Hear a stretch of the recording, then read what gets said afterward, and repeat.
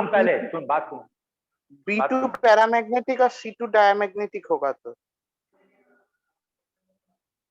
Molecular orbital theory में ऐसा question मिलेगा। कौन पिछले क्लास में आपको बहुत सारा ट्रिक सिखाए थे ना पकड़ने का कि कौन क्या है, किसका बॉन्ड ऑर्डर क्या है, है ना। अब सुन ले क्या है ट्रिक। मॉलिक्यूलर ऑर्बिटल थ्योरी से अगर ये पता करना कौन पैरामैग्नेटिक और कौन डायमैग्नेटिक, अगर ये पता करना हो बेटा आपको, इसका ट्रिक सुन लो क्या है। इसका ट्रिक ऐसे याद रखना कि जिसके पास ऑड इलेक्ट्रॉन मिलेगा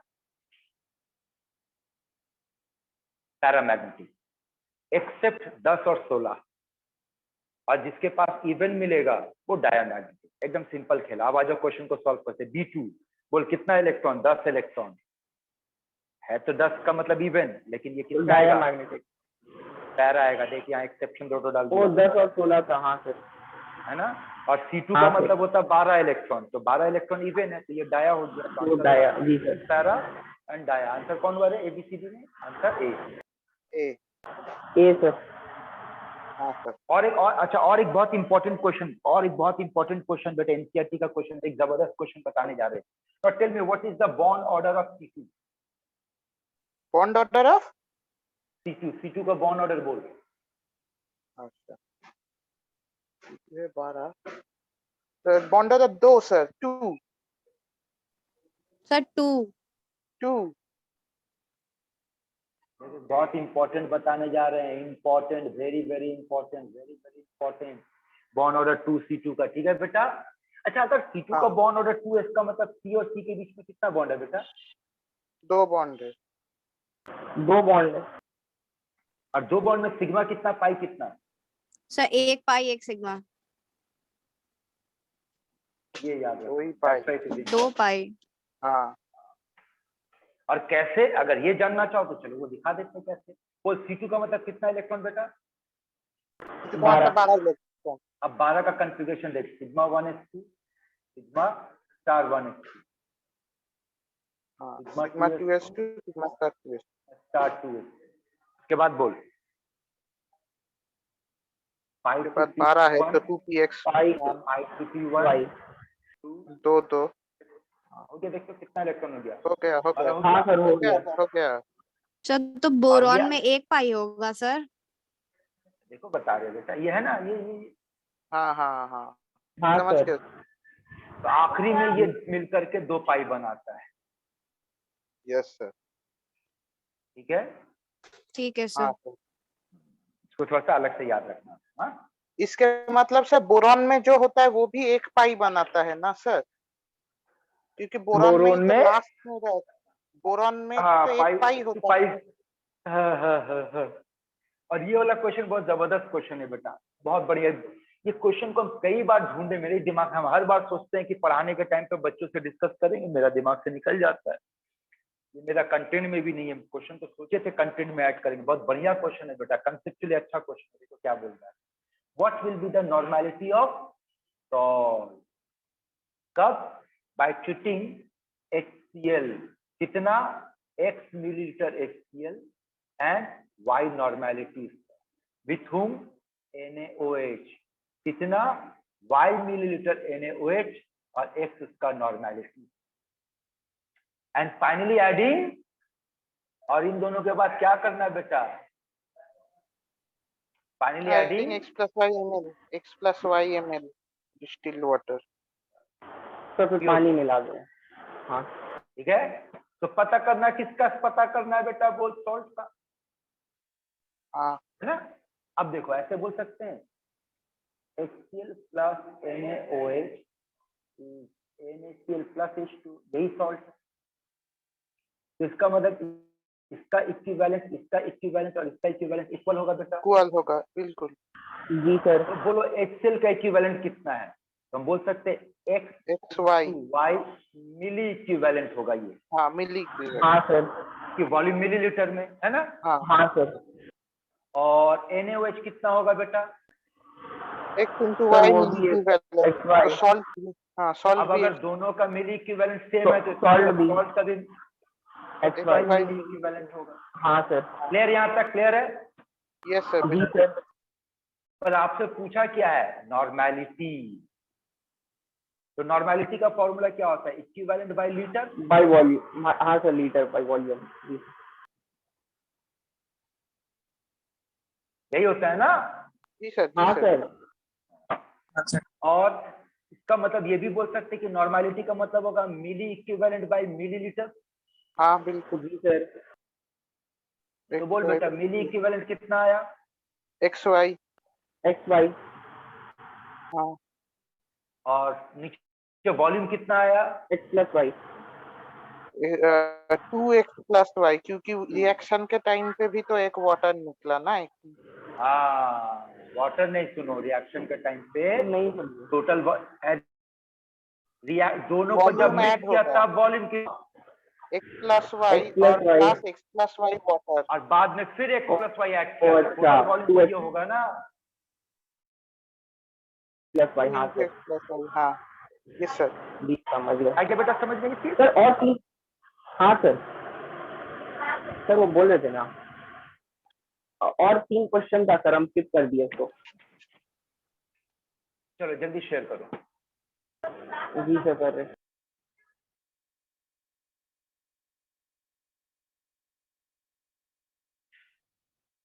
सर ये 3 है सर।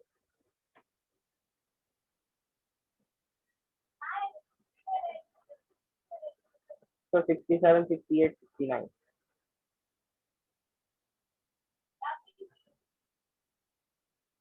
तो 69 तक ना? हाँ सर।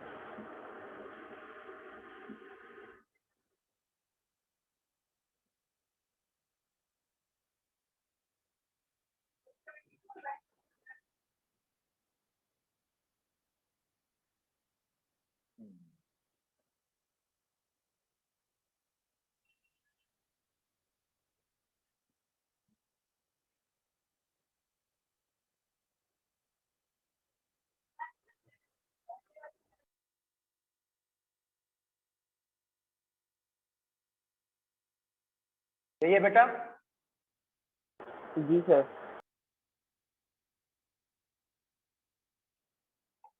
बोलो क्या है?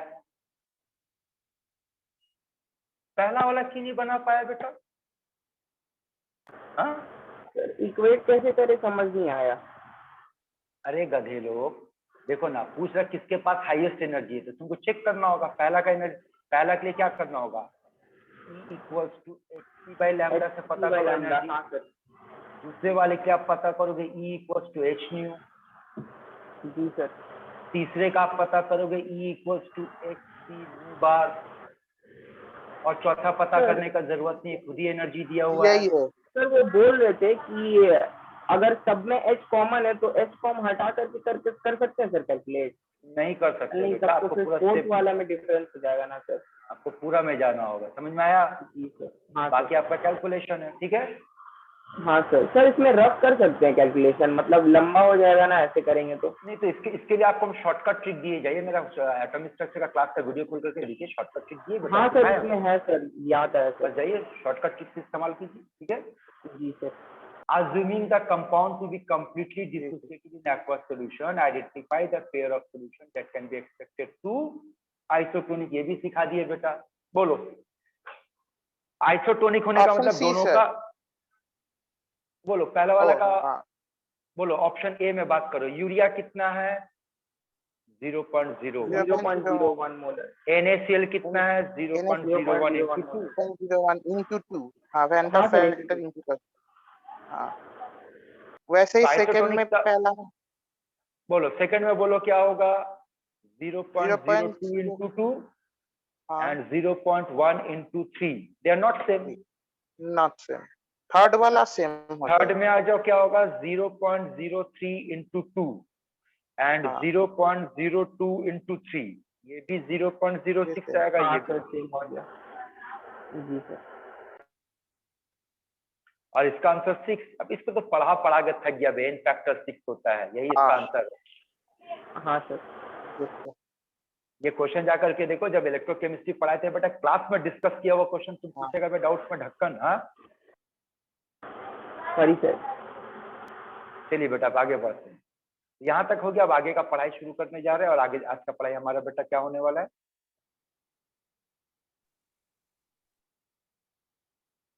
एमओटी सर शायद कंटिन्यू करेंगे उसके बाद हाइड्रोजन। एमओटी हो गया बेटा। एमओटी में और क्या है? एमओटी में एक चीज छूट गया था, अब याद आया। पैरामैग्नेटिक डायमैग्नेटिक वाला ट्रिक याद रखना। ठीक है, एकदम सिंपल सा ट्रिक याद रखने। एक बार फिर से बोल दे रहे हैं कि अगर मॉलिक्यूलर ऑर्बिटल थ्योरी में आपको पता करना हो पैरामैग्नेटिक कौन है, तो सिंपल सा तरीका, आप odd number of electron, odd number of electron, और उसमें एक्सेप्शन को क्या याद रखना, 10 और 16।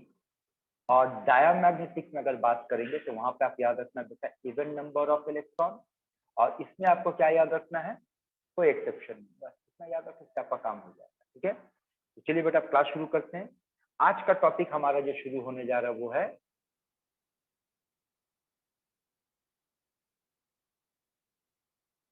Hydrogen bond. ठीक है, चलिए कुछ बेसिक सवाल पे, बेसिक से शुरू करते हैं। बेसिक को समझो, हाइड्रोजन बॉन्ड का कंसेप्ट क्या है और किन किन चीजों पे आपको ध्यान रखना है। ठीक है,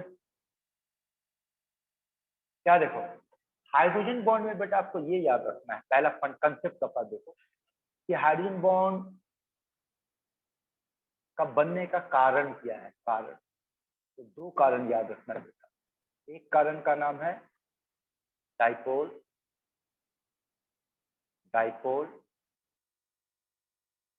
इंटरैक्शन। ठीक है, एक कारण का नाम है डाइपोल इंटरैक्शन। जैसे क्या है देखो, तो क्या HF डाइपोल है? HF में डाइपोल है? बात करो बेटा, रिप्लाई दो। हाँ सर, बहुत स्ट्रॉन्गेस्ट, बहुत स्ट्रॉन्ग। डेल्टा, अरे डाइपोल का मतलब दो पोल होना चाहिए, है ना? डेल्टा प्लस है, डेल्टा माइनस है। यहाँ पे बोल बेटा HF में डाइपोल है? हाँ सर। कंसेप्ट समझना, तो इस माइनस और प्लस के बीच में ये जो इंटरैक्शन होगा, इस इंटरैक्शन का नाम होगा हाइड्रोजन बॉन्ड। हाँ। दूसरा जो इंटरैक्शन है उसका नाम है आयन डाइपोल इंटरैक्शन। ठीक है, अब आयन डाइपोल इंटरैक्शन का अगर एग्जांपल देखना तो ये देखो, क्या ये आयन है? हाँ, ये डाइपोल है?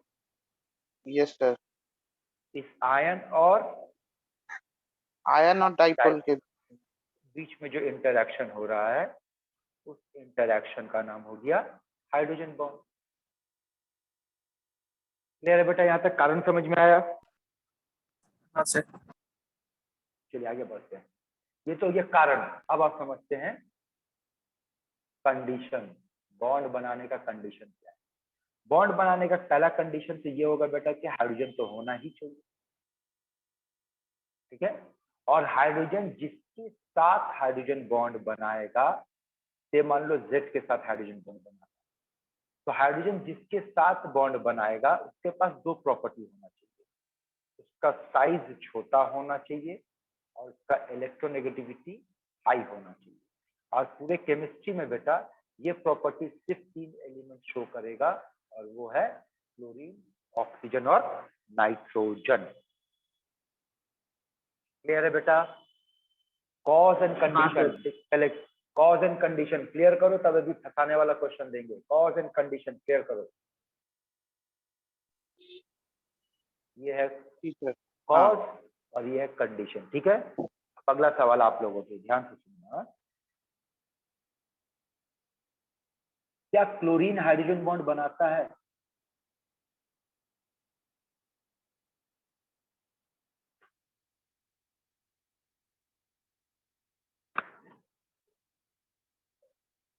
जवाब दो, सवाल पूछे, चुप मत बैठो।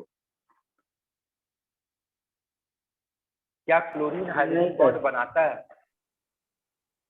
सर बनाता है अगर आयन डाइपोल हो।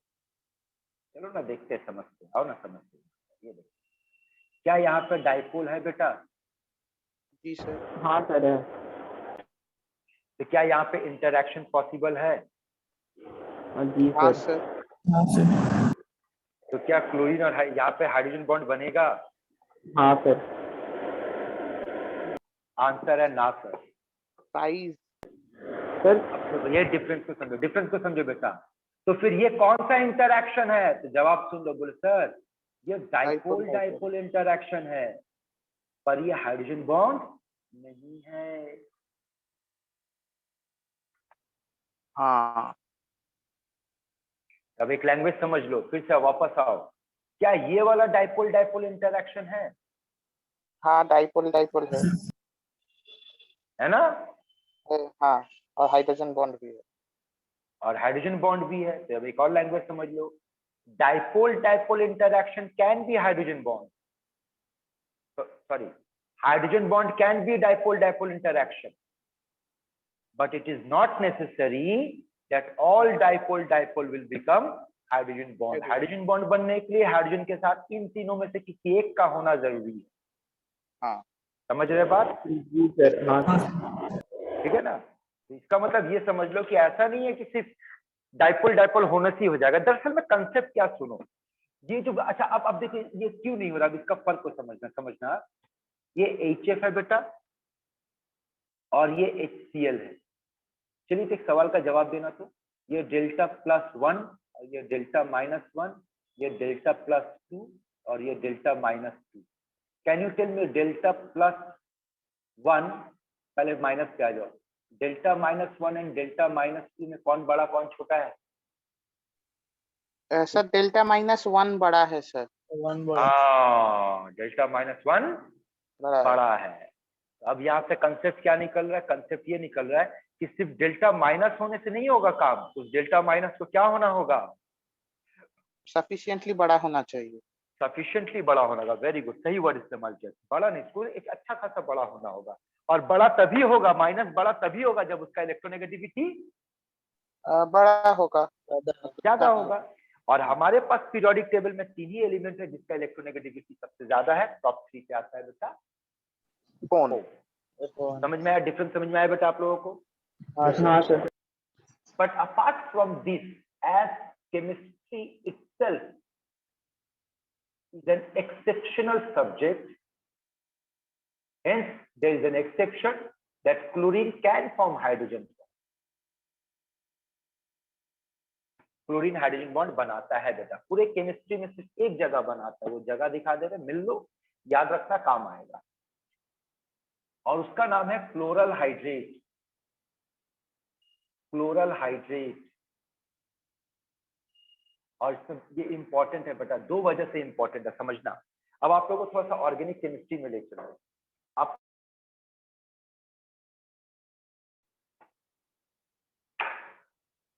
चलिए CH3Cl, CH2Cl2, CHCl3, CCl4, इन सबको अगर कहा जाए हाइड्रोलाइसिस कर दो एक्वस KOH, आंसर बताना चाहोगे बेटा?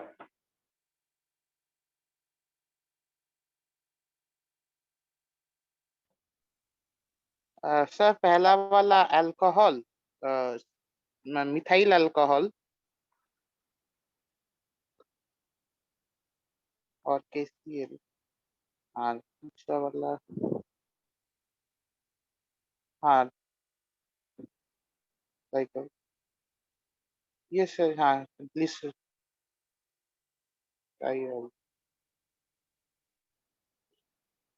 यहाँ से तो H2 निकल जाए, HCH।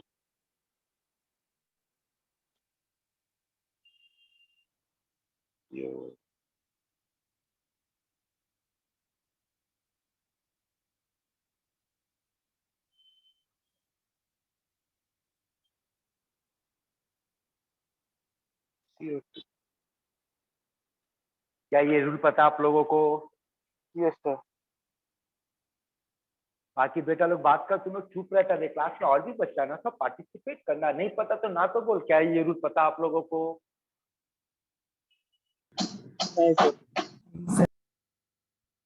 केमिस्ट्री में बेटा याद रखना, अगर एक ही कार्बन पे 2 या 2 से ज्यादा OH पाया जाए तो वो अनस्टेबल है। तो स्टेबलाइज करने के लिए पानी निकालना पड़ता है। जैसे देखो इस वाले में 1 number, 2 number, 3 number, 4 number, 1 number को छोड़कर देखो बाकी सब में 1 से ज्यादा OH आ गया है ना। इसको स्टेबलाइज करने के लिए क्या निकालना पड़ता है? पानी निकालना पड़ता है। ठीक है, समझे बात? स्टेबलाइज करने के लिए पानी निकालना पड़ता है। देखो ये जो कैटेगरी है ना, इस कैटेगरी का कुछ नाम सुन लो। इस कैटेगरी को कहा जाता है जिम डायल। इसका नाम बोल। Gym trial. तो बेसिकली एक नियम आपको याद रखना है कि जिम डाइओल अनस्टेबल होता है। दिमाग में बैठा लो ये स्टेटमेंट। अब आप क्लोरल हाइड्रेट से मिलवाते हैं आपको। क्लोरल हाइड्रेट, क्लोरल हाइड्रेट का फॉर्मूला क्या होता है? क्लोरल हाइड्रेट का एक और नाम सुनो, इसका नाम हो गया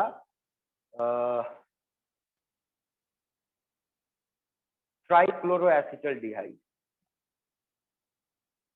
ट्राइक्लोरो एसिटल्डिहाइड डॉट H2O, मतलब फॉर्मूला हो गया CCl3।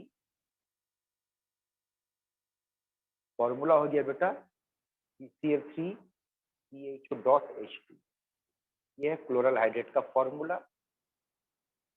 अब क्लोरल हाइड्रेट का ऊपर स्ट्रक्चर बनाना है, तो बेटा स्ट्रक्चर देखो कैसा पाया गया है। क्लोरीन क्लोरीन क्लोरीन, बोल यहाँ तक समझ में आ रहा? CCl3, उसके बाद C के साथ CH है, CH के साथ O है, क्या बच गया बोल? पानी। पानी का मतलब क्या बचा? HOH बचा। हाँ सर। एक H यहाँ मिलता है बेटा और एक OH यहाँ मिलता है।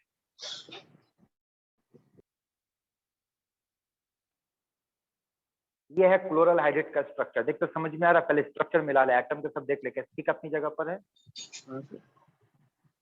जी सर।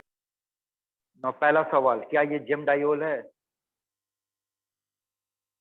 जिम डाइओल, हाँ हाँ हाँ सर, ये सर।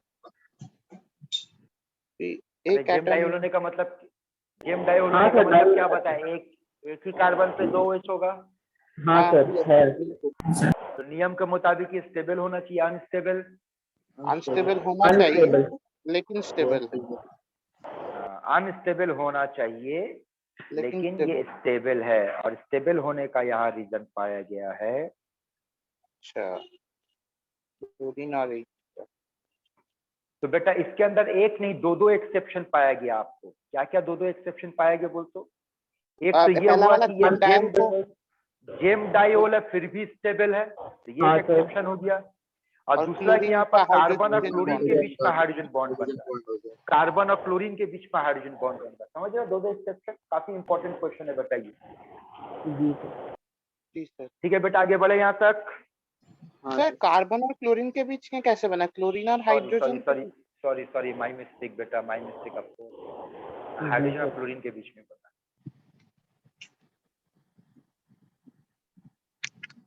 ठीक है, यहाँ तक आगे बढ़े। हाँ सर। जी सर। हाँ सर, साइड पे जाइए ना। हाँ बोलो सर, उससे पहले वाले बस हो गया। अब सुनो, अभी तक पढ़े क्या? चलो और भी पीछे चल लेते हैं, भटक मत जाना। पढ़ाते पढ़ते कहीं और निकल गए बेटा। पढ़ाई तो कर रहे हैं हम लोग हाइड्रोजन बॉन्ड का, और हाइड्रोजन बॉन्ड का भी हमको दो ही पढ़ा है बेटा, एक कॉज, दूसरा कंडीशन, है ना। बाकी तो सब कुछ और चल रहा था, ये सब कुछ और चल रहा था। अब आओ तीसरा पॉइंट पे, टाइप। हाइड्रोजन बॉन्ड का टाइप कितने तरह का होता है बेटा? Types of hydrogen bond.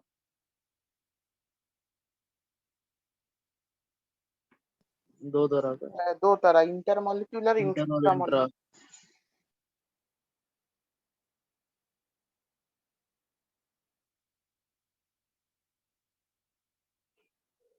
ठीक है, इंटरमॉलिक्यूलर हाइड्रोजन बॉन्ड और इंट्रामॉलिक्यूलर हाइड्रोजन बॉन्ड। उम्मीद करते हैं नाम से समझ में आ जाएगा। बोल, इंटरमॉलिक्यूलर हाइड्रोजन बॉन्ड का मतलब? सर सेम, मतलब मॉलिक्यूल के बीच में, बिटवीन टू मॉलिक्यूल सेम और डिफरेंट मॉलिक्यूल दोनों हो सकता है। एग्जाम्पल समझाते, जैसे ये देखो, बोलो HF सेम मॉलिक्यूल के, है ना, HF। ठीक है। हाँ। अब जैसे ये देखो ROH, HOH। जी सर, 2 डिफरेंट मॉलिक्यूल। जी सर। मतलब 2 मॉलिक्यूल के बीच में होना चाहिए। वो 2 मॉलिक्यूल सेम भी हो सकता है और डिफरेंट भी हो सकता है। लेकिन इंट्रा का मामले में क्या होगा? हाइड्रोजन बॉन्ड एक ही मॉलिक्यूल के अंदर सेम मॉलिक्यूल, मतलब विद इन द मॉलिक्यूल। ठीक है, बात समझ में आ रहा है? जी सर। हाँ सर। अच्छा, अब साथ ही साथ अब विद इन द मॉलिक्यूल का मामला थोड़ा सा समझ लो। विद इन द मॉलिक्यूल का बेस्ट एग्जांपल आपके पास ले सकते हो, जैसे कि ये ले लो। बोलो इस मॉलिक्यूल का नाम ऑर्थोनाइट्रोफेनॉल। और इसमें हाइड्रोजन बॉन्ड कैसे बनता है तो वो देख लो, हाइड्रोजन बॉन्ड कैसे बनता है। NO2 का एक ऑक्सीजन और OH का एक हाइड्रोजन, रिंग बनता है, चिलेशन।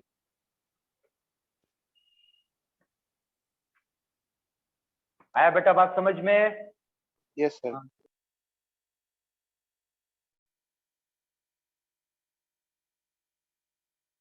जी सर।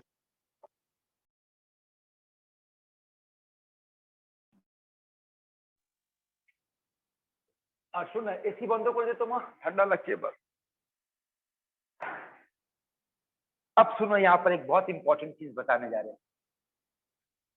अभी तक तो हम लोग ये पढ़े थे कि हाइड्रोजन बॉन्ड बनाने का कंडीशन क्या है। अब आपको बताने जा रहे हैं condition for intra MHB, intra molecular hydrogen bond. Intra MHB का 2 क्राइटेरिया बेटा, जब तक ये 2 फुलफिल नहीं होगा काम नहीं होगा। क्या है? कि हाइड्रोजन और Z के बीच में जो हाइड्रोजन बॉन्ड बनता है वो नियरेस्ट लोकेशन पे होना चाहिए, नियरेस्ट पोजीशन पे होना चाहिए। और दूसरा ये होना चाहिए कि इंट्रामॉलिक्यूलर हाइड्रोजन बॉन्डिंग में रिंग बनेगा तो वो 5 और 6 मेंबर का रिंग बनना चाहिए। 5 और 6 मेंबर का रिंग। जैसे किस एग्जांपल का देखो, बताते यहाँ पर जो बना रिंग कितने मेंबर का बना? देखो 6 मेंबर। 6 मेंबर का बना ना? हाँ ठीक है। अच्छा बताओ तो इस मॉलिक्यूल का नाम क्या है? Ortho nitro. चलिए आपके लिए क्वेश्चन है, यहाँ देख। ऑर्थो नाइट्रोफेनॉल, मेटा नाइट्रोफेनॉल,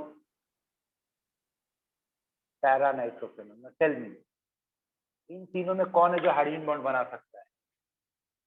सर पहला वाला।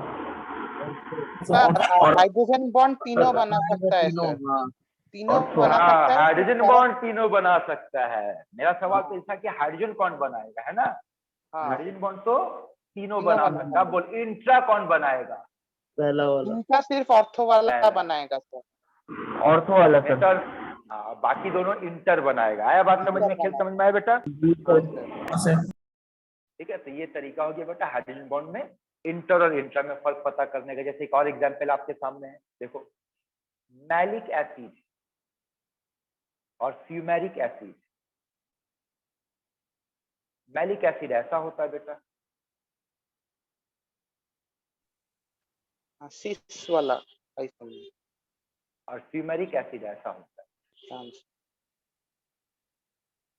अब अगर आपसे पूछा जाए, बोलो मैलिक एसिड और फ्यूमेरिक एसिड में हाइड्रोजन बॉन्ड कौन बनाएगा? हाइड्रोजन बॉन्ड दोनों बना सकता है। इंटर कौन बनाएगा, इंट्रा कौन बनाएगा? सर इंट्रा बनाएगा। सर इंट्रा सेकंड वाला। इंट्रा मैलिक एसिड बनाएगा इंट्रा, और फ्यूमेरिक इंटर बनाएगा। ये इंट्रा बना सकता, इंट्रा बना सकता। क्योंकि इंट्रा बनाने के क्या बोला? लोकेशन नियरेस्ट होना चाहिए ना? हाँ सर। हाँ सर। हाइड्रोजन बॉन्ड किसके? इन दोनों के बीच में बनेगा ना? हाँ ये सर। ठीक है, समझ में आया बात? बिल्कुल सर। हाँ। आगे बढ़ते हैं। अब आ जाओ हाइड्रोजन बॉन्ड का जबरदस्त पार्ट पे। जबरदस्त मतलब जबरदस्त पार्ट, जिसका कोई एंड नहीं है बेटा। जी सर। मेरे नोट्स में ना बेटा आप लोगों को एप्लीकेशन के ऊपर कम से कम अच्छा खासा पूरा लास्ट में ना मेरे नोट्स के एंड में जाना अच्छा खासा पूरा लिस्ट बना दिए। दूसरा क्या देखिए समझने का कोशिश करना वो ये कि जब आप लोगों को पहली बार क्लास 11 में हाइड्रोजन बॉन्ड पढ़ाया जाता है पहली बार, तो केमिस्ट्री के हिसाब से वो चौथा चैप्टर होता है बेटा। और आप लोग अभी नया नया ताजा ताजा गरम गरम क्लास 10 से 11 में ट्रांसफर हुए हैं। और याद करो अपना वो दिन जब आप लोग 10 से 11 में ट्रांसफर हुए थे, तो 11 में तो आ गए थे, लेकिन तो पल्ले कुछ नहीं पड़ रहा कि सर कहाँ से क्या जा रहा है, कुछ समझ नहीं आ रहा है। हाँ सर, फिजिक्स में मैकेनिक्स ये बॉन्ड। हाँ सर, वो सब उस दौर में जब आपको हाइड्रोजन बॉन्ड पढ़ाया गया और हाइड्रोजन बॉन्ड का जब एप्लीकेशन पढ़ाया गया बेटा, तो मेरा ये मानना है कि 99% बच्चों को हाइड्रोजन बॉन्ड का एप्लीकेशन समझ नहीं आता है। वो इसलिए क्योंकि पहली बात तो बेटा वो लोगों का दिमाग चकराया हुआ होता है कि कहाँ आ गए, ये कहाँ गए हम। हाँ सर, यही फीलिंग आता है बेटा। हाँ सर, मतलब क्यों दिन में कंपल्सरीली तारे दिखते हैं सर। नहीं, कारण क्या पता मालूम है? कारण ये है कि आप लोग जब तक 10 में पढ़े ना बेटा, तो 10 का पढ़ाई कैसा था? अले मिला सोना बेटा, ले ले बेटा, खा ले बेटा, पढ़ ले हाँ बेटा, सर, पक्षू बेटा। हाँ। और 11 में आते ही काहे का बेटा, चल हट, चल पढ़ाई पे लग। पूरा टोन बदल गया टीचर का। लड़का बौखला गया, कहाँ चले आ गए भाई। तो मेरा ये मानना है बेटा कि हाइड्रोजन बॉन्ड का एप्लीकेशन को अगर सबसे अच्छी तरीके से समझ के पढ़ा जा सकता है तो वह 12 के बाद। क्योंकि बेटा हाइड्रोजन बॉन्ड का ज्यादातर जो एप्लीकेशन है वो इनऑर्गेनिक और सबसे ज्यादा तो ऑर्गेनिक केमिस्ट्री में है। देखो आपको इंट्रा का जितना भी एग्जाम्पल दिखाया, देखो सब ऑर्गेनिक का एग्जाम्पल दिखा रहे हैं। अब बच्चों को उस वक्त नाइट्रोफिनॉल पता ही नहीं क्या होता है, ये मेटा पैरा का बारे में नॉलेज ही नहीं है, किस ट्रांस का नॉलेज नहीं है, लड़का फंस गया वहां जाकर के। तो बेटा ये आपके पास सबसे अच्छा मौका है हाइड्रोजन बॉन्ड के एप्लीकेशन को समझने का। समझे क्या बोलना चाह रहे बेटा? तो अगर आप पहले समझे तो बहुत अच्छी बात है, लेकिन नहीं समझे तो this is the best and right time to understand the application. अब इसमें आपको एक लॉजिक पकड़ा देता है, पहले वो लॉजिक पकड़ो। सुनो, पहले ये याद रखना कि जहां पर इंटर NHB बनेगा, अब कहाँ बनेगा वो तरीका आपको हम सिखा दिए कहाँ बनेगा। जहां पे भी बनेगा वहां का बॉइलिंग पॉइंट, वहां का मतलब उस मॉलिक्यूल का सॉल्युबिलिटी का विस्कोसिटी, उस मॉलिक्यूल का इंटरमॉलिक्यूलर फोर्स, ये सब प्रॉपर्टी इंक्रीज कर जाएगा। ठीक है, boiling point, solubility, viscosity, intermolecular force, ये सब बढ़ जाएगा। और भी बहुत सारा प्रॉपर्टी, ये मोस्ट कॉमन 4 प्रॉपर्टी आपको याद रखना, बढ़ जाएगा। और जहां पर इंटर बनेगा, सॉरी इंट्रा बनेगा, वहां पर ये सारा का सारा प्रॉपर्टी घट जाएगा। पहले ये दिमाग में बैठा, ठीक है? यहाँ तक का बात, इसको दिमाग में उतार लो कि कहाँ पे क्या होगा। ठीक है ना, ये बढ़ जाएगा और यहाँ पर ये सारा प्रॉपर्टी घट जाएगा। अब आगे सुनो क्या है तीसरा नंबर, इंटर और इंट्रा MHB में एक और चीज आपको याद रखना है, वो ये है कि जहां पर इंटर MHB बनेगा वहां पर ऑर्गेनिक एसिड का जो एसिडिक स्ट्रेंथ है वो घट जाएगा, यहां बढ़ जाएगा। पहले इसको दिमाग में छाप लो, तो आगे पढ़ाई में इजी हो जाएगा बेटा आपका। तो याद कैसे रखना, बोल इंटर इंटर इंटर प्रॉपर्टीज को बढ़ाएगा या घटाएगा? इंटर प्रॉपर्टीज को बढ़ाएगा, सारे प्रॉपर्टीज को बढ़ाएगा, सारे को बढ़ाएगा। जो भी प्रॉपर्टी पढ़ने बैठोगे सारे को बढ़ाएगा एक्सेप्ट ऑर्गेनिक एसिडिटी, हाँ, ऑर्गेनिक का एसिडिक स्ट्रेंथ। ठीक है ना? और बाकी जो है उसका उल्टा पकड़ लो आप। आ रहा है बात समझ में? हाँ ठीक है, अब चलो इसको समझने के लिए कुछ एग्जाम्पल से समझते हैं। जैसे कि पहला वाला मामला लो, बॉइलिंग पॉइंट सबसे पहले आते आपसे बोलेगा कि HF HCl H2O H2S NH3 CH3 बोलो, बॉइलिंग पॉइंट बोलो। HF का ज्यादा H2O का NH3। हाँ यस सर, है ना। जबकि रूल ये बोलता है बेटा कि बॉइलिंग पॉइंट उसका ज्यादा होगा जिसका मॉलिक्यूलर वेट ज्यादा होगा। हाँ उस हिसाब से तो HCl का मॉलिक्यूलर वेट ज्यादा है HF के कंपैरिजन में, H2S का ज्यादा है H2O के कंपैरिजन में, PHC का ज्यादा है NH3 के कंपैरिजन में। फिर भी इन लोगों का बॉइलिंग पॉइंट ज्यादा पाया गया because of inter MHB। Inter MHB आ रहा है, बात समझ में आ रहा है? Yes sir. वैसे ही देखो कुछ और सवाल पूछा जाएगा आपसे, बोलेगा कि अच्छा ठीक है मॉलिक्यूलर वेट ज्यादा होगा तो बॉइलिंग पॉइंट ज्यादा होना चाहिए, तो तुमको ऐसे पकड़ा देगा। ये देख, बोलेगा C2H5OH molecular weight 46, CH3OCH3 molecular weight 46, boiling point बोलेगा बॉइलिंग पॉइंट इसका ज्यादा। C2H5OH का ज्यादा है, क्योंकि हम लोग जानते हैं कि अल्कोहल और ईथर में अल्कोहल हाइड्रोजन बॉन्ड बनाता है, ईथर नहीं बनाता है ना। फिर पूछेगा ऐसा सवाल, देखो बोलेगा formic acid molecular weight 46, molecular weight 46, boiling point बोलो ये ज्यादा। फॉर्मिक एसिड ज्यादा। समझ आ रहा है बेटा लोग? Yes sir.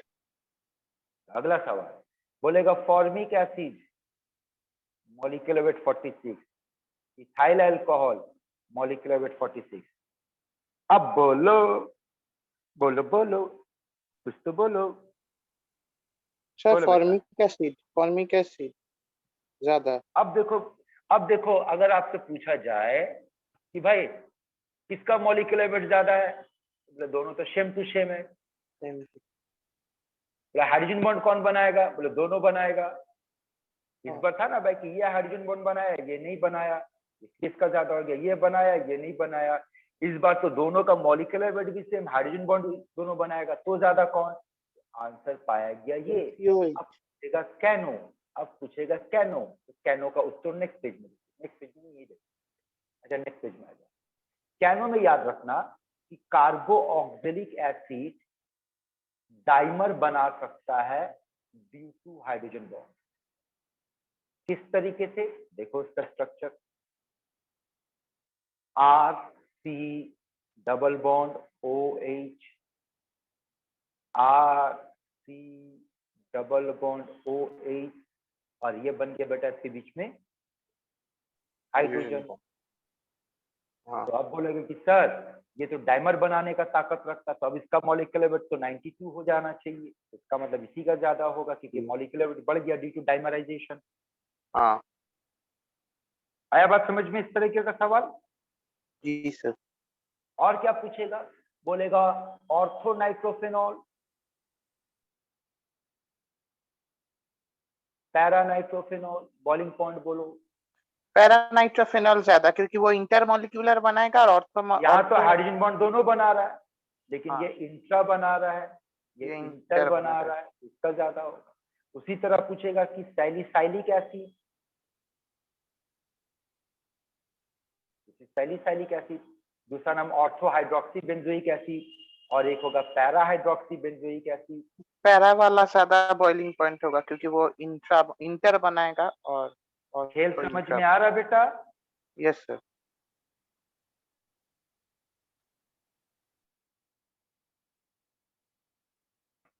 अब आगे देखो दूसरा क्वेश्चन पे, अभी हम लोग कौन सा प्रॉपर्टी पे डिस्कशन किए बेटा? Boiling point. Boiling point. दूसरा प्रॉपर्टी पे आ जाओ।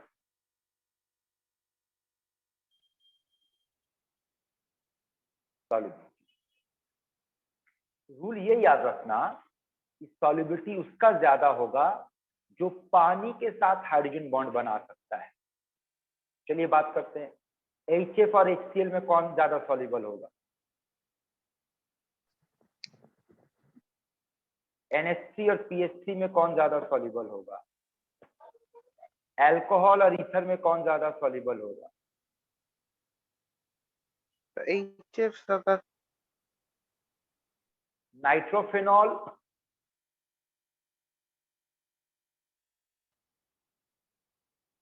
में कौन ज्यादा सॉल्युबल होगा? आंसर बोल रहे। सर पहला वाला HF NH3ROH और paranitrophenol. Same answer, intermolecular hydrogen. Clear है? बात समझ में आ रहा है? यस। तीसरा,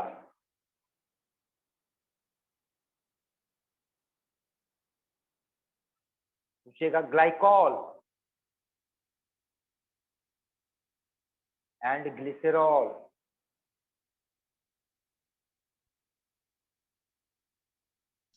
ये जो कुछ भी बता रहे बेटा ये सब आप लोगों को मिलेगा, या सब आप लोगों को मिलेगा, नोट्स पे मिल जाएगा, देख लेना। बस यहाँ एक्सप्लेन करते चले जा रहे हैं। बोल बेटा, ग्लाइकॉल एंड ग्लिसरॉल किसका विस्कोसिटी ज्यादा होना चाहिए और क्यों? सर ग्लिसरॉल का ज्यादा होना चाहिए। ग्लिसरॉल ज्यादा है ना, क्योंकि उसमें 3 OH ग्रुप है। हाँ, तो यहाँ पर 3 बार हाइड्रोजन बॉन्ड बनने का चांस है, यहाँ पर 2 बार। आ रहा है बात समझ में? हाँ सर। चलिए एक और क्वेश्चन, H3PO4, नेक्स्ट पेज में लेते हैं। H3PO4, H2SO4, which is more viscous?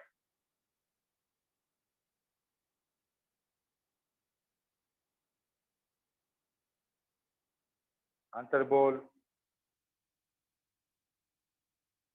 H3PO4, OH group ज्यादा। बोलो बेटा, लग समझ में आया बात? तो इस तरीके का क्वेश्चन है बेटा, अनलिमिटेड क्वेश्चन आपके नोट्स पे हम सारा कुछ दे दिए, भरा हुआ है। जैसे देखो एक और क्वेश्चन याद आया, सॉल्युबिलिटी पे क्वेश्चन याद आया, बोलो NaCl और NH4Cl, which is more soluble in water? Sir NH4Cl। हाँ, क्योंकि NaCl पानी में जाके Na+ और Cl- देगा, ये NH4+ और Cl- देगा। This is capable of forming hydrogen bond with water.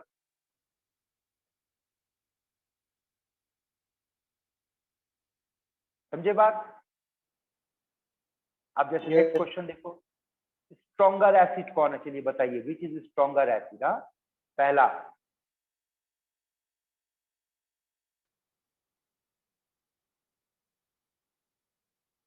बोलो।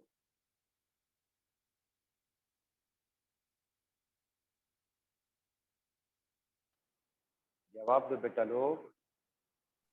Sir stronger acid is 1 is stronger acid, क्योंकि वो इंट्रामोलिक्यूलर बनाएगा और इंटरमोलिक्यूलर में आपने बोला था ऑर्गेनिक एसिडिटी का स्ट्रेंथ घटा देता है। और same in case of number 2, इंट्रामोलिक्यूल का एसिडिटी ज्यादा हो जाता है। हम लोग क्या पढ़े थे कि इंटर जहां बनेगा सब बढ़ेगा, इंट्रा में घट जाएगा, लेकिन जब एसिडिक स्ट्रेंथ का बात आएगा तब इंट्रा वाला प्रॉपर्टी ज्यादा हो जाएगा, इंटर कम हो जाएगा। Exactly sir. तो बेटा ये सारा कुछ आपके नोट्स पे दिया हुआ है, एक दो पॉइंट और डिस्कस कर देते हैं, फिर आपका ड्यूटी है उसको नोट पढ़ो, एप्लीकेशंस को प्रैक्टिस में रखो। और वैसे भी बता दे रहे हैं, जानते हो application of hydrogen bonding competitive level पे सवाल पूछेगा तो इजी होता है, बोर्ड लेवल में टफ हो जाता है। वो इसलिए क्योंकि बोर्ड लेवल पे अगर सवाल पूछ लिया एप्लीकेशन ऑफ हाइड्रोजन बॉन्ड का, तो आपको सिर्फ आंसर देना नहीं होगा, उसको डायग्राम बना करके दिखाना होगा कि कहाँ इंटर हुआ, कहाँ इंट्रा हुआ, एक्सप्लेन करना पड़ेगा ज्यादा, पूरा बताना। और कंपेटिटिव एग्जाम को तो एक काम बोलने से हो जाएगा, ड्यू टू इंटर एमएचबी या due to intra MHB, answer यही है बस, इससे ज्यादा कुछ आंसर नहीं। कंपेटिटिव लेवल पे आंसर देना ज्यादा इजी है, बस उसको लॉजिक बना के रखो, आसानी से हो जाएगा। जैसे देखो दो क्वेश्चन और डिस्कस करेंगे आप लोग, देखो जबरदस्त क्वेश्चन बताने जा रहे बेटा, मजेदार क्वेश्चन है देखो, और अगर अच्छा नहीं लगेगा, मजा नहीं आएगा तो दो चार मसाला नींबू निचोड़ देना, टेस्टी हो जाएगा। ठीक है, यार देखा ये किया है कि कॉपर सल्फेट पेंटाहाइड्रेट को जब हीट किया जाता है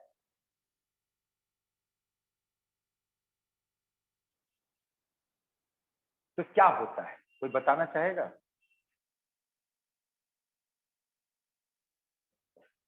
तो देखा गया है कि सर हाँ, ये मतलब क्रिस्टलाइन फॉर्म से एमोर्फस फॉर्म में ट्रांसफर होता है। नहीं फर्स्ट नहीं, स्टेप में वही तो बता रहे, पहले सुनो, ये तो क्रिस्टल है ओ, बेटा। हाँ तो एमोर्फस में तभी जाएगा जब पांचों का पानी लूज कर जाएगा, 5 वाटर ऑफ क्रिस्टलाइजेशन लूज कर जाएगा। हाँ लेकिन देखा गया है हीट करने पर पहले 4 लूज करता है, ऑन फर्दर हीटिंग फिर जाकर के 1 वाटर लूज करता है, मतलब डायरेक्टली वो 5 लूज नहीं कर पाता है। इसका एक्सप्लेनेशन सुन, जबरदस्त एक्सप्लेनेशन, और यहाँ से कुछ क्वेश्चन तैयार होगा वो देखो। सबसे पहले CuSO4 का स्ट्रक्चर देखो क्या पाया गया। दरअसल में CuSO4.5H2O का स्ट्रक्चर ऐसा होता है, बताइए।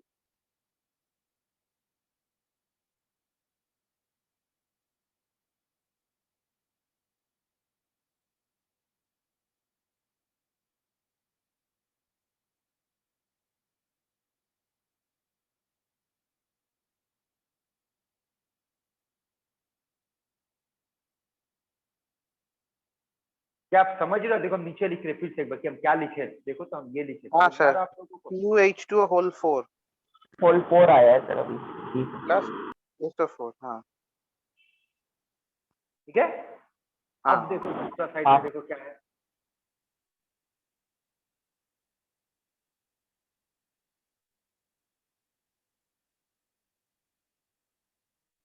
SO4 2 minus. ठीक है यहाँ तक। हाँ हाँ सर।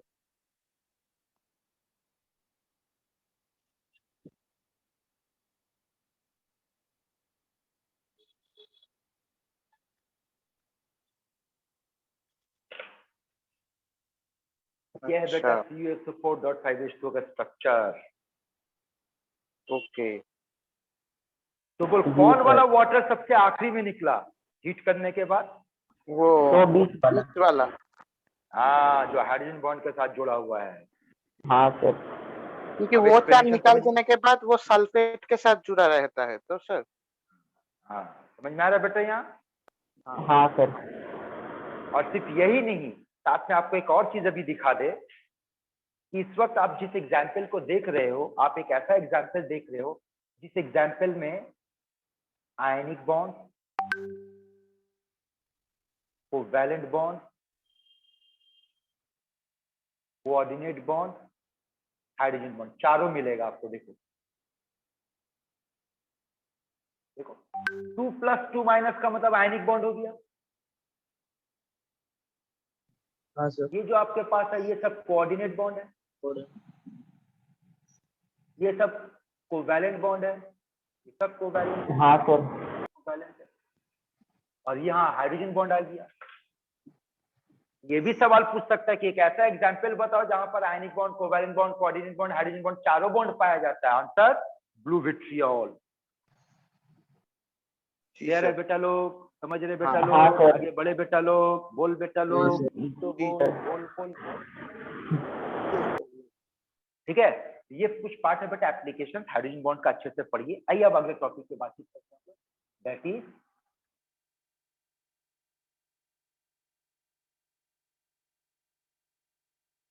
क्या है? Van der Waals force.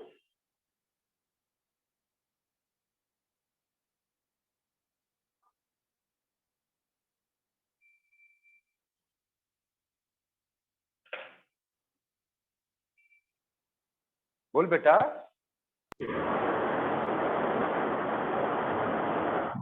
Background music मतलब साउंड आ रहा है सर।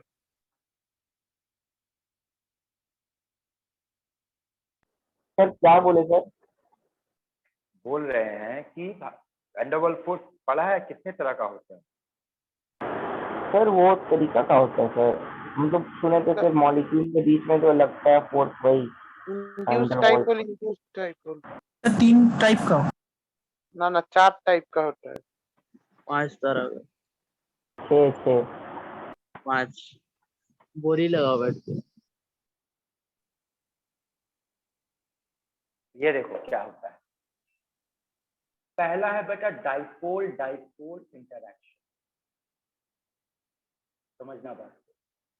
और डाइपोल मतलब मान लो ये एक मॉलिक्यूल है जिसका 2 पोल है, ये एक और मॉलिक्यूल है जिसका 2 पोल है, और इसके बीच में जो इंटरेक्शन होगा इस इंटरेक्शन को डाइपोल। दूसरा है आयन डाइपोल इंटरेक्शन। ये देखो ये आयन है, ये डाइपोल है, इसके बीच में इंटरेक्शन हुआ, या फिर ये आयन है और ये डाइपोल है, इसके बीच में इंटरेक्शन हुआ, तो इसका नाम हो गया आयन डाइपोल इंटरेक्शन।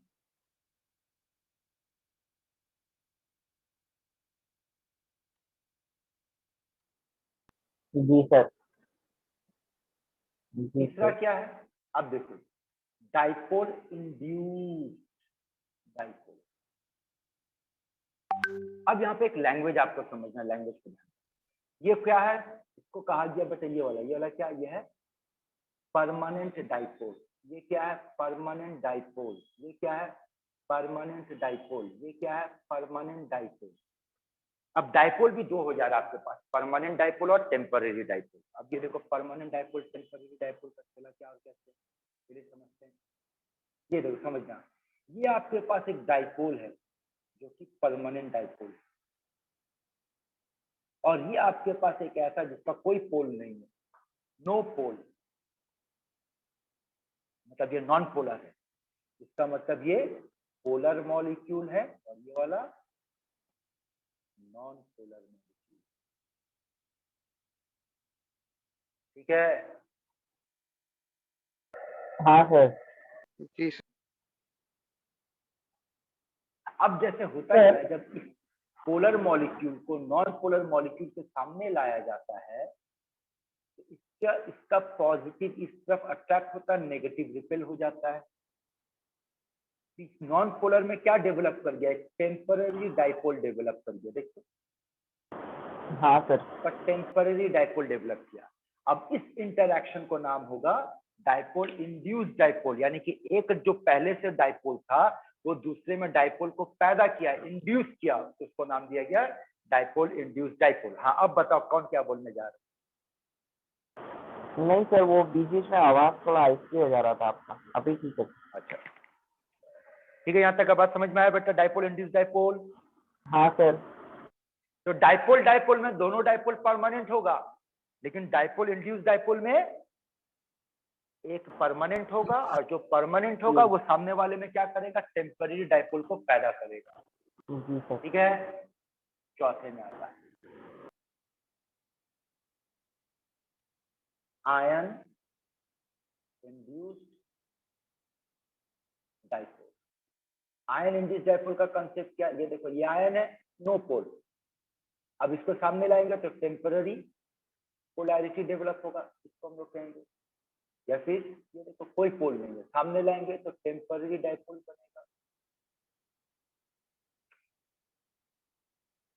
ठीक है, समझ में आ रहा बात। हाँ 5 नंबर लंदन फोर्स। इसका एक और नाम डिस्पर्शन फोर्स। इसका एक और नाम किजोम फोर्स। इसे याद करो। अब देखो यहां पर क्या है, बोलो। London force, no pole, no pole, इसके बीच में जो इंटरैक्शन होगा उसको होगा लंदन फोर्स। मतलब induced dipole. No no no, not at all, not at all, not at all. अब आओ इसी चीज को समझाते हैं। अब एक सवाल खड़ा होता है ना कि सर जब कुछ पोल ही नहीं है तो फिर इंटरैक्शन कैसे हो गया, है ना। हाँ सर। जी सर। हाँ चलिए सवाल पूछते, वापस आओ। अगर आपसे सवाल रखते हैं, दो तरह का फोर्स आपको हम दे रहे हैं, electrostatic force, gravitational force. Now tell me, एक नंबर में कौन सा फोर्स काम कर रहा है, इलेक्ट्रोस्टैटिक फोर्स, है ना। हाँ 2 नंबर में, हाँ इलेक्ट्रोस्टैटिक फोर्स, 3 नंबर में, इलेक्ट्रोस्टैटिक फोर्स। अच्छा अच्छा अच्छा, समझ 4 गया। नंबर लास्ट में। वाला में इलेक्ट्रोस्टैटिक सर। फोर्स, लास्ट वाला में ग्रेविटेशन। ग्रेविटेशनल। अच्छा जी sir.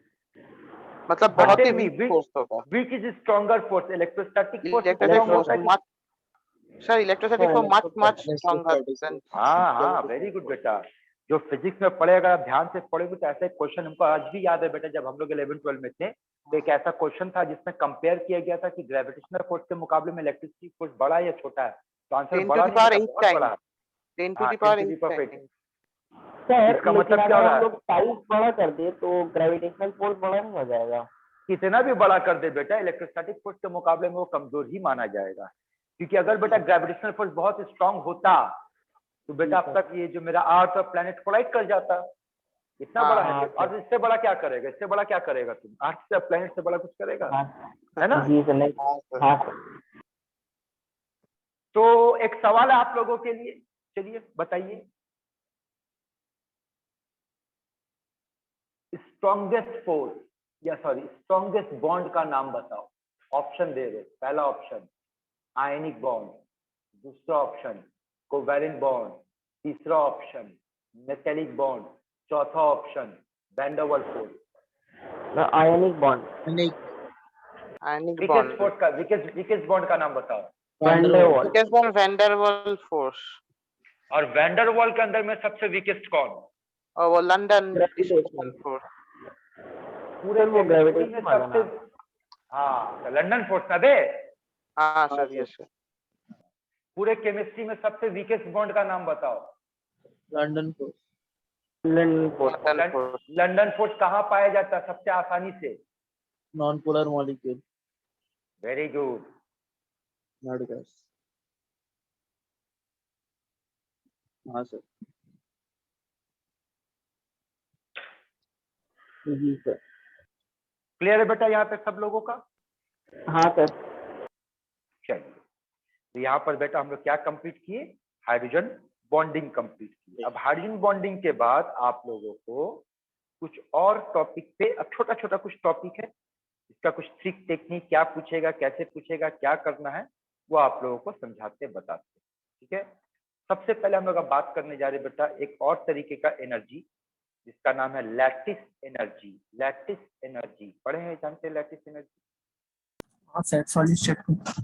Yes sir, chemical bonding के ही पहले में लैटिस एनर्जी। हाँ क्यों भूल गए, इसी चैप्टर में जब आप लोग हम पढ़ा रहे थे favourable condition for ionic bond, वहां पर भी तो लैटिस एनर्जी का बात हुआ था। हाँ, बॉन्ड है बस साइकिल में। बॉन्ड हेबर साइकिल में। तो देखो लैटिस एनर्जी में मोटा मोटी बात याद रखना, होता क्या है, लैटिस एनर्जी का मामला ऐसा है बेटा कि आपके पास आयंस होगा गैसियस फॉर्म में, ठीक है, मान लो कटायन है गैसियस फॉर्म में, अनायन है गैसियस फॉर्म में, और जब ये दोनों मिल करके एक सॉलिड क्रिस्टल का फॉर्म करेगा तो एक एनर्जी का रिलीज होगा, उसका नाम लैटिस एनर्जी।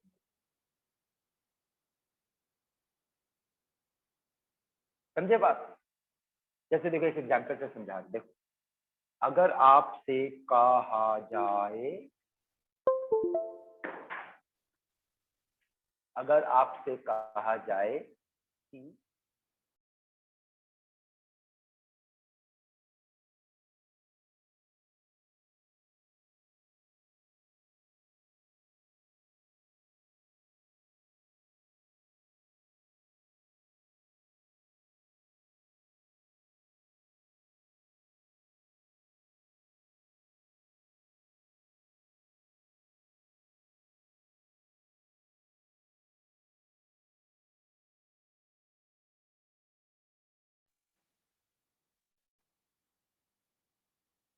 तुम लोग आवाज आ रहा है बेटा?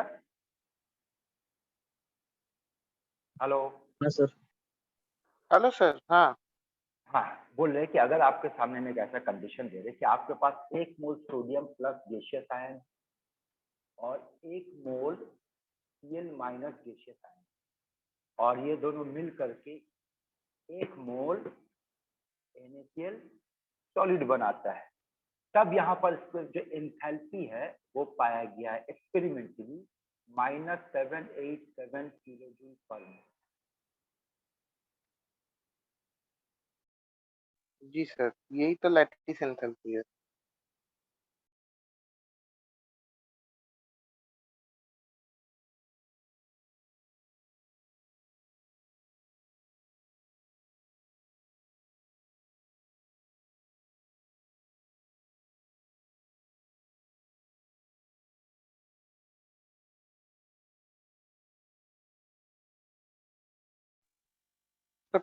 +787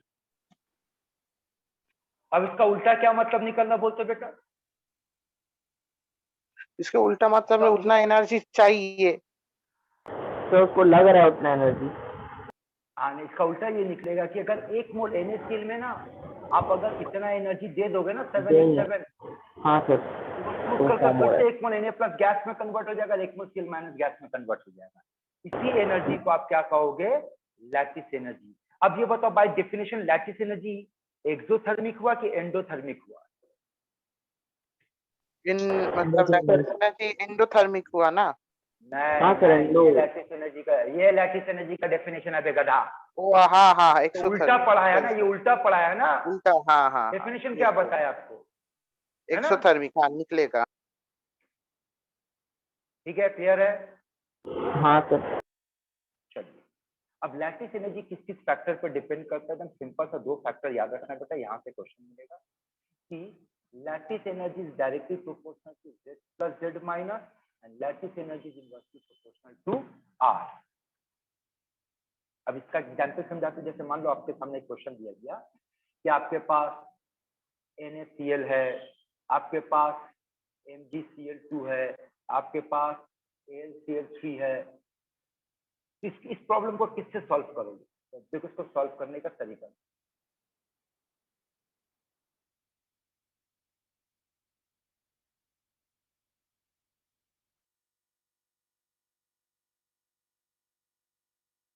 बोलो, इस वाले रूल से सॉल्व करोगे कि इस वाले रूल से सॉल्व करोगे? तो चार्ज वाले रूल से चार्ज डोमिनेट देखो, करेगा ना पहले। अब देखो यहाँ पर कैसे होगा। ये +1 है, -1 है, +2 है, -2 है, +3 है, -3 है।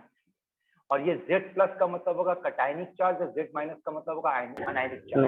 मतलब लैटिस एनर्जी जो है वो कटायनिक चार्ज के साथ भी डायरेक्टली प्रोपोर्शनल है, अनायनिक चार्ज के साथ भी डायरेक्टली प्रोपोर्शनल है। बट हमारे क्वेश्चन पे तो अनायनिक चार्ज कांस्टेंट है बेटा, तो कटायनिक पे फॉलो करेंगे तो देखो आंसर ये बनेगा।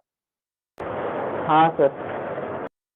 लेकिन अगर सवाल ऐसा दे दिया जाए, मान लो एग्जाम्पल के तौर पे कि lithium chloride, sodium chloride, potassium chloride, तब अब बताओ किससे सॉल्व करना चाहिए प्रॉब्लम? सर उसका रेडियस से। रेडियस से, है ना।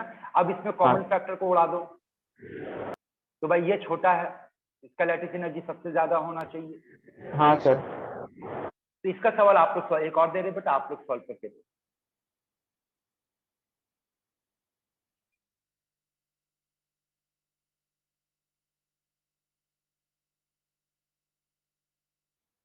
सर MgCl2 सबसे ज्यादा होगा लैटिस, फिर Mg।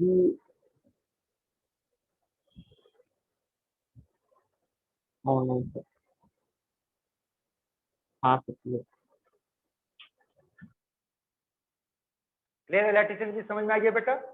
हाँ हाँ सर। तो ये हो गया बेटा आपका लैटिस एनर्जी का क्वेश्चन। अगर आएगा तो आप इस तरीके से सॉल्व कीजिएगा। अब आइए एक और टॉपिक पे हम लोग चलते हैं। हम लोग हाइब्रिडेशन वगैरह पढ़ लिए ना बेटा? एक गधेड़े लोग। हाँ सर हाँ हाँ सर। क्या आप लोगों को तो नोट्स भेज दिए ना? नोट्स मिल गया है ना? जी। अब सुनो, कुछ और खेला है बेटा। देखो कुछ 1-2 क्वेश्चन बहुत अच्छा जबरदस्त है, जवाब देना इसका बेटा, ठीक है? अगर आपसे एक सवाल पूछे कि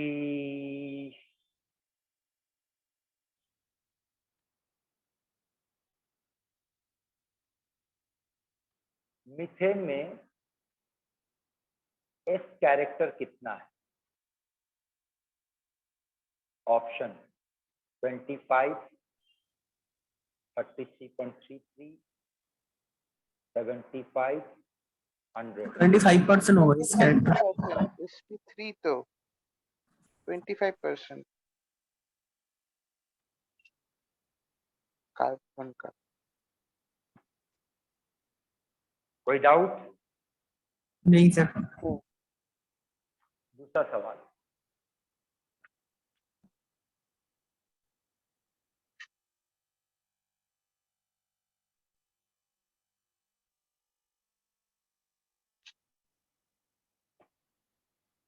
सर 33.3% होगा। नहीं सर यहाँ पर हाइब्रिडाइजेशन तो sp3 है।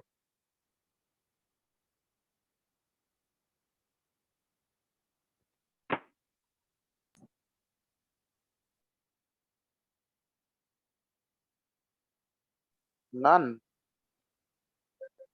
सर अच्छा सर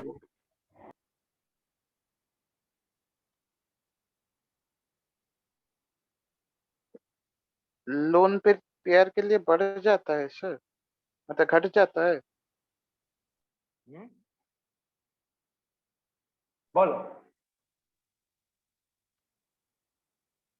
आप समझाते देखो, कंसेप्ट समझना बेटा, बहुत जबरदस्त कंसेप्ट बताने, फॉलो करना। बोलो, CH4 BF3 CO2, कुछ लॉजिक समझाने जा रहे बेटा, समझना। बोलो हाइब्रिडेशन बोलो।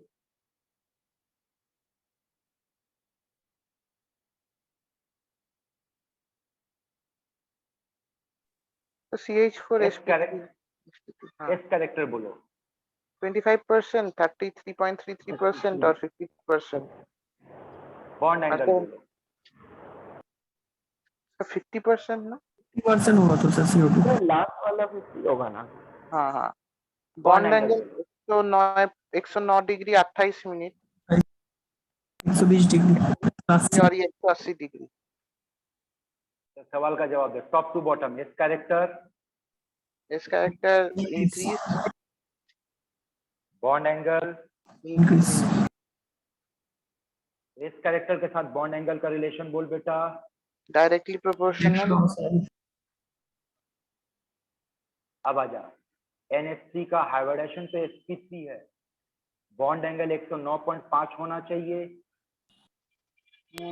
हाँ लेकिन लोन पेयर के लिए तो लेकिन हम लोग जानते हैं ड्यू टू लोन पेयर का बॉन्ड एंगल घट के 107 डिग्री हो जाता है। जी सर। अच्छा तो इस कैरेक्टर ऐसा हाँ मतलब क्या है सर? तो सही जवाब बता कितना है, करेक्ट आंसर। Less than 25%।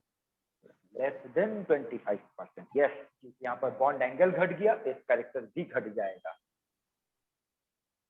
बोलो बेटा लोग, बुझा कि नहीं? हाँ सर। हाँ सर थोड़ा सा एडवांस लेवल टाइप का क्वेश्चन है बेटा, नॉर्मल क्वेश्चन नहीं है आपके लिए, ठीक है। और अगर थोड़ा सा इसको एडवांस लेवल पे ले चलना चाहो कि और बेहतर तरीके से इसका एग्जैक्ट आंसर क्या होगा, उसके भी एक तरीका आपको हम बताने जा रहे हैं। फिलहाल यहाँ तक आप लोगों को क्लियर है बेटा, तो बोलो आगे बढ़ते हैं। बात समझ में आया? पास पल्ले पड़ा? हाँ सर पढ़ा। ये देखो,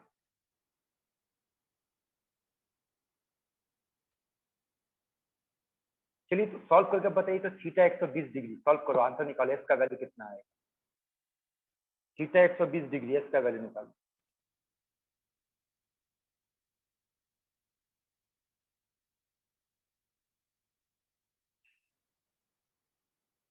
सर 1 आ रहा है। 1 आ रहा है। थीटा 120 डिग्री का मतलब क्या होगा बेटा? Minus half. Minus half. Minus half हाँ। तो क्या आएगा बोल? Minus S plus 1 equal to 2 S. हाँ तो ये मतलब 0.3 हाँ आ तो रहा है। 1/3। 0.3 हाँ। अच्छा ये अब आओ तो फॉर्मूला देखो है। तो, अब देखो तो, बोलो तो। हाँ 120 डिग्री में कितना है देखो तो। 107 है ना? डिग्री ठीक है। होगा हाँ। हाँ सर। 120 डिग्री में इस कैरेक्टर कितना है बेटा? 33.38। तो हाँ हाँ 120 हाँ डिग्री हाँ बैठाया, ये इसका वैल्यू 30। हाँ सर हाँ हाँ आ हाँ गया। This is the formula to calculate exact S character. Exact S character निकालने का फॉर्मूला है। ओके। यहाँ से क्या पता चला कि एस कैरेक्टर किस पे डिपेंड कर रहा है बेटा? थीटा पे, बॉन्ड एंगल पे डिपेंड कर रहा हाँ सर हाँ है। सर। समझ में बेटा? ठीक, ठीक है, आगे हाँ बढ़े। सर। हाँ सर जी सर। और कुछ और, ये सब देखो भाई, ये सब जबरदस्त जबरदस्त क्वेश्चन। देखो कुछ और चीज अभी सिखाते हैं यहाँ तक, ठीक है बेटा? तो हम लोग एस कैरेक्टर का कुछ खेला सीख गए। अब आइए एक और खेला सिखाते हैं। और खेला क्या बेटा? ये बहुत ही इंपॉर्टेंट है, क्वेश्चन अक्सर पूछता रहता है, जेई वालों का पूछता है, नीट वालों का पूछता है, एंड दैट इज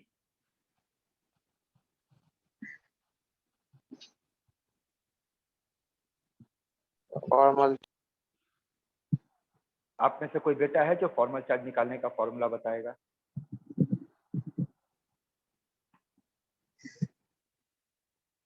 सर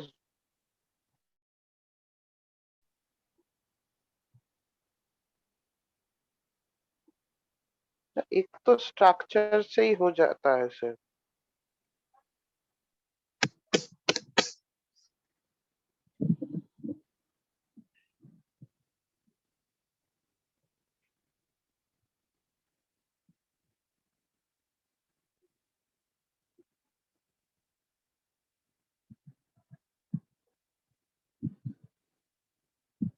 बोलो रे, कोई तो फॉर्मल चार्ज का फॉर्मूला बोलो। यहाँ देखो, total balance electron minus half of shared electron minus unshared electron. Formal charge निकालने का फॉर्मूला बेटा total balance electron minus half of shared electron minus unshared electron. अब चलो कुछ प्रैक्टिस करते हैं, तरीका देखते कैसे क्या करना है। यहाँ देखो, मान लो आपसे कहा गया है H2SO4 में जितना भी एटम है सारे एटम का फॉर्मल चार्ज निकालना। निकाल पाओगे?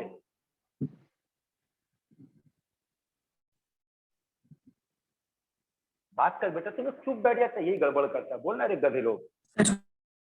Structured. हाँ स्ट्रक्चर। हाँ अब सुन ले।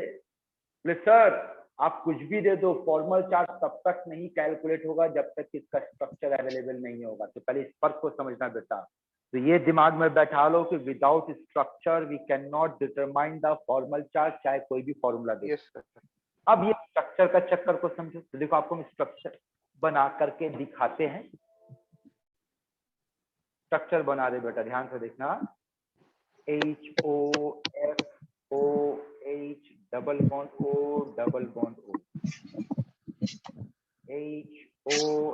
HOFOH coordinate bond O coordinate bond. बोल कौन सा स्ट्रक्चर सही है? Sir, first वाला. First sir. दोनों सही है बे गधेड़ा। दोनों सही है। Sir. ये स्ट्रक्चर फॉलो कर रहा है covalency rule, maximum covalency. What is the maximum covalency of sulphur? Maximum covalency of sulphur 6। Sulphur 6 bond बना रहा है, एक बॉन्ड हाँ, दो बॉन्ड। और इस चक्कर में सल्फर का ऑक्टेट रूल फेल कर गया और ये फॉर्मूला बन रहा है। और ये जो स्ट्रक्चर बना है according to octet rule, both are correct. समझा? हाँ सर। Sir. अब यहाँ से एक और चीज समझ लो। चलो निकालते हैं हाइड्रोजन का फॉर्मल चार्ज निकालते। चलो इस हाइड्रोजन का निकालते। बोलो टोटल बैलेंस इलेक्ट्रॉन। चलो ओरल मेंटल कैलकुलेशन करेंगे। बोल टोटल बैलेंस इलेक्ट्रॉन हाइड्रोजन का 1। 1 हाँ। अब हाइड्रोजन का बैलेंस इलेक्ट्रॉन 1 होता है ना, हाँ, minus half of shared electron. Half of मतलब 0.5। अच्छा 2। अच्छा शेयर्ड इलेक्ट्रॉन 2। अच्छा हाँ। शेयर्ड इलेक्ट्रॉन का मतलब समझो, ये शेयर्ड इलेक्ट्रॉन हो गया ना। शेयर्ड इलेक्ट्रॉन का हाँ, मतलब 2 हाँ। इलेक्ट्रॉन इसमें है, यस सर। ठीक है। Yes sir. Minus unshared electron, तो हाइड्रोजन के पास एक इलेक्ट्रॉन तो शेयर कर लिया, अनशेयर्ड इलेक्ट्रॉन 0 तो बोल फॉर्मल चार्ज 0 आया समझ में? हाँ सर। चलिए इसी तरीके से ऑक्सीजन का निकालते बेटा, इस वाले ऑक्सीजन का निकालते। बोलो ऑक्सीजन का बैलेंस इलेक्ट्रॉन 6 हाँ सर। 4 2 4 और 6, और यहाँ पर 2 बच गया ना बेटा। अनशेयर्ड इलेक्ट्रॉन कितना? तो हाँ unshared electron 1 2 3 4। Sir shared electron 2 sir. S hydrogen से दोनों से ना शेयर कर रहा है। 2 2 ना सर 4। सॉरी 4 हाँ।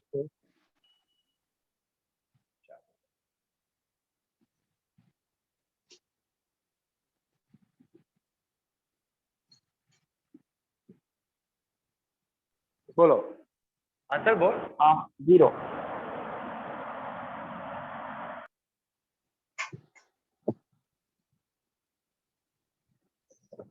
चलो अब इस सल्फर का निकालते हैं। बोलो shared electron, sorry balance electron 6 बोलो। 10 का 10 12 12 12 माइनस 6 हाँ 12 2 से 18 हाँ 0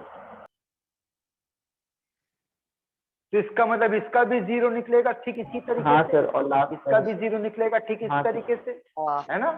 चलो ऊपर वाला ऑक्सीजन का पता करते हैं, सबका तो निकल गया, अभी वाले का पता करते हैं। आओ ऊपर में इस वाले ऑक्सीजन का पता करते हैं, बोल। हाँ तो 4 4 0 वो भी 0।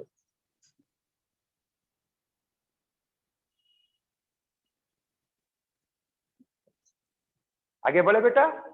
हाँ सर। चलिए अब नीचे वाले स्ट्रक्चर पे चले आओ। तो नीचे वाले में बोलोगे कि सर ये भी 0 आएगा, जस्ट लाइक अबव, ये भी 0 आएगा, ये भी 0 आएगा, ये भी 0 आएगा, सेम टू सेम है। बाकी बीच का चेक कर लेते हैं।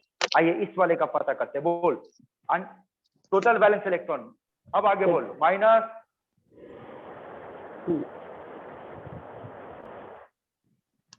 हाँ sir, -1 sir, -1।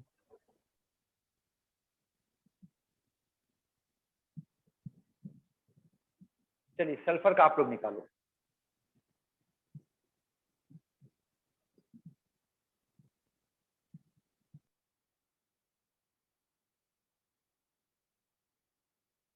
Sir donated electron को भी शेयर्ड इलेक्ट्रॉन में पकड़ेंगे सर? हाँ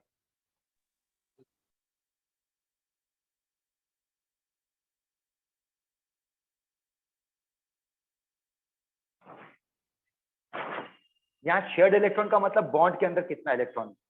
हाँ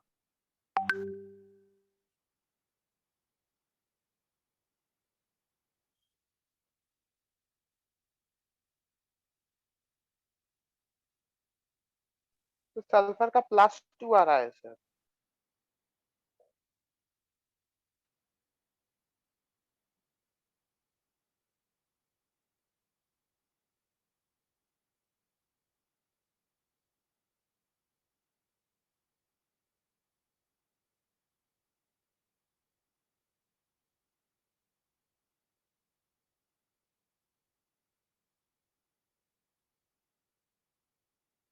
अरे किसी का डाउट है, बोल बेटा। नहीं सर। नहीं सर। ठीक है हाँ हाँ सर।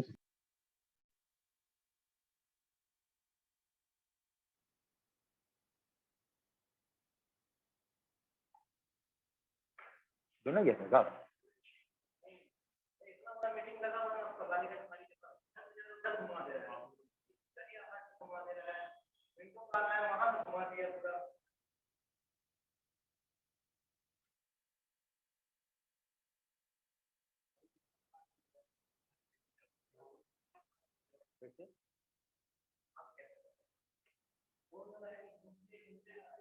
ये सब चीज से तुम लोग इतना फंसा हुआ है, हाँ? यहाँ के लिए निकाल लीजिए यहाँ। बेटा लोग जवाब दो, नाइट्रोजन का कोवैलेंसी बोलो। 3 ऑक्सीजन का कोवैलेंसी बोलो। 2 नाइट्रोजन के नीचे कौन पाया जाता, बोल। फॉस्फोरस ऑक्सीजन के नीचे कौन पाया जाता, बोल। Sulphur sulphur. फास्फोरस का कोवैलेंसी बोल। 5 मैक्सिमम सल्फर का बोल। 2 4 6 अब एक लैंग्वेज बताने जा रहा, ध्यान से सुनियो। इन लोगों के पास नॉर्मल कोवैलेंसी होता है, इसका जो कोवैलेंसी होता है वो नॉर्मल होता है, और इन लोगों के पास वेरिएबल। किसके पास वेरिएबल पाया जाता है। फॉस्फोरस सल्फर मतलब वैकेंट डी ऑर्बिटल जिसके पास।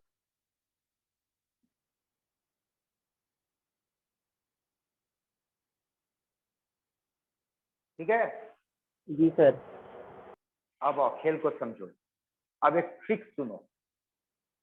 अगर ये ट्रिक को पकड़ के रखते हो बेटा, तो कोई भी स्ट्रक्चर दे दे, कैसा भी स्ट्रक्चर दे दे, किसी फॉर्मूला का जरूरत नहीं है। Total valence electron, -½ shared electron, -unshared electron, किसी का जरूरत नहीं, बस आंख से सॉल्व होगा। बस नियम सुन लो क्या है। पहला नियम, अगर कहीं पे नॉर्मल कोवैलेंसी फॉलो हो रहा है तो फॉर्मल चार्ज 0। अगर कहीं पे वेरिएबल कोवैलेंसी फॉलो हो रहा है, formal charge 0।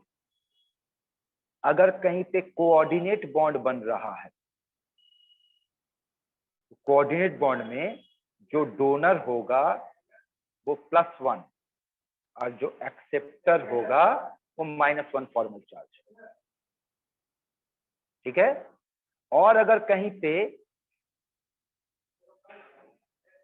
More than normal covalency बन रहा है, मोर देन नॉर्मल कोवैलेंसी +1। अगर कहीं पर लेस देन नॉर्मल कोवैलेंसी बन रहा है -1। चौथ इसको कॉपी में उतार लो, ये सब नोट्स पे नहीं दिया हुआ बेटा।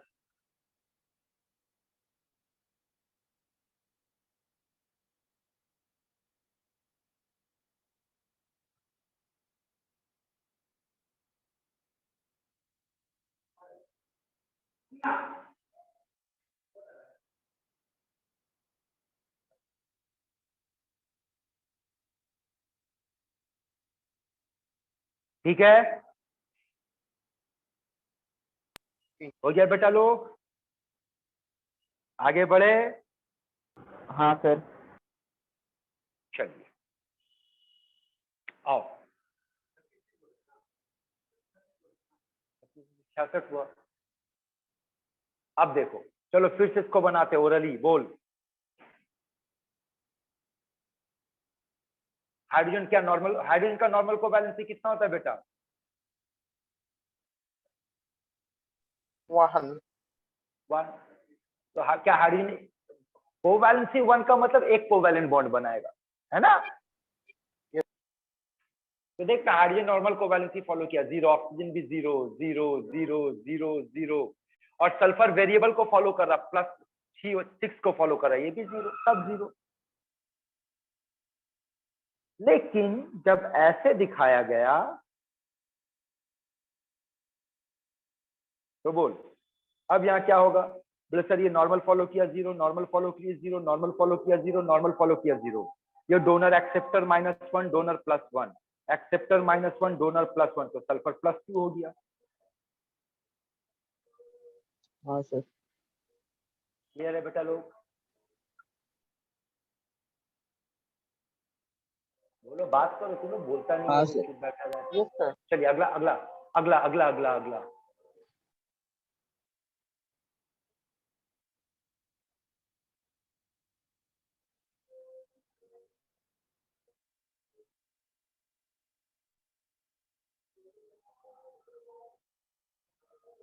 चलो बोलो, सब ऑक्सीजन का बताना आपको, ओनली ऑक्सीजन। बोलो ऑक्सीजन का फॉर्मल चार्ज।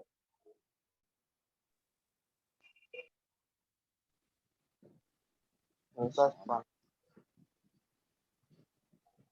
तुम लोग का बात पल्ले नहीं पड़ा, इसका मतलब तुम लोग रिस्पॉन्ड नहीं कर रहे बेटा, सब शांत हो गया, रिस्पॉन्ड करो तो। हाँ सर। +1 सर। बोलो, ऑक्सीजन का नॉर्मल कोवैलेंसी कितना होता है?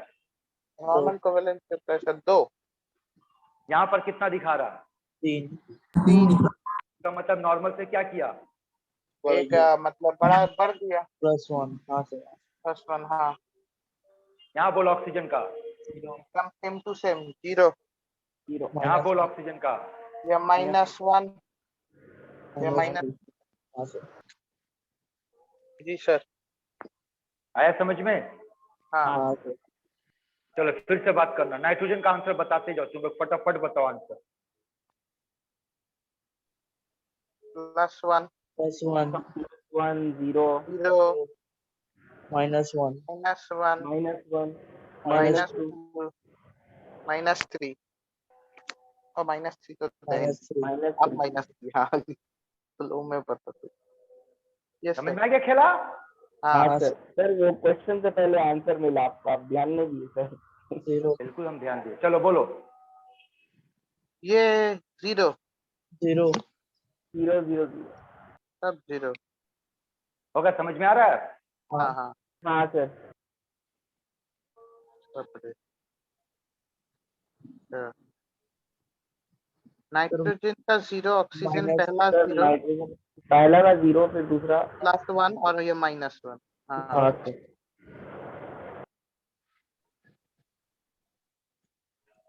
इनकी माइनस हाइड्रोजाइड आयन, इसको हाइड्रोजाइड कहते हैं।